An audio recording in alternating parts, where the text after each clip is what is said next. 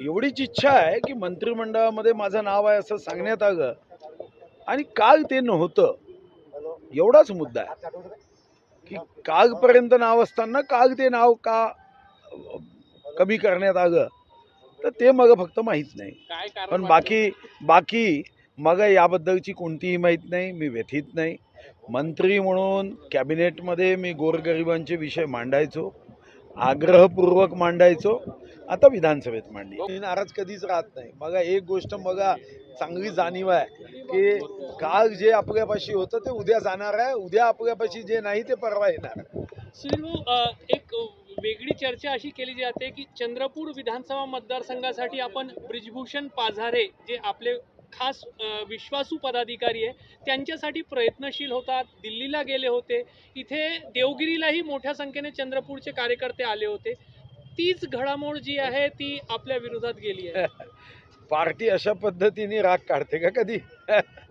मला सांगा, अरे ज्यांच्या कुटुंबातला मुलगा दुसऱ्या पक्षाच्या चिन्हावर उभा राहतो आपण त्यांना मंत्री करू शकतो आणि मी एका निष्ठावान कार्यकर्त्यासाठी गेलो म्हणून माझ्यावर राग काढतील.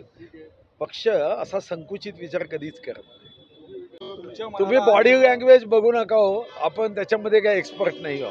तुमच्या बोलण्यावरून नाराजी होईल. मी एवढं हसत बोलतोय, तुम्ही नाराज आहे म्हणून सांगताय. दिल्ली श्रेष्ठींशी काही बोलणं झालंय किंवा बोलण्याचं मानस आहे किंवा बोलणार आहे? पण आता सध्या बघायची काही कारण नाही आहे.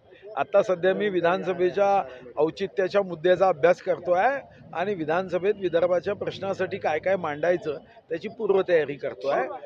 मंत्री म्हणून कॅबिनेटमध्ये मांडलं, आता विधानसभेत मांडली. भाऊ, राष्ट्रवादी पक्ष संघटनेत कुठतरी महत्वाची जबाबदारी देतील असं काही वाटतंय का? काय मला आज काही माहीत नाही. मी मंत्री नाही, आमदार आहे आणि ज्या मतदारांनी मला निवडून दिलं त्यांच्यासाठी माझी लढाई जारी असेल.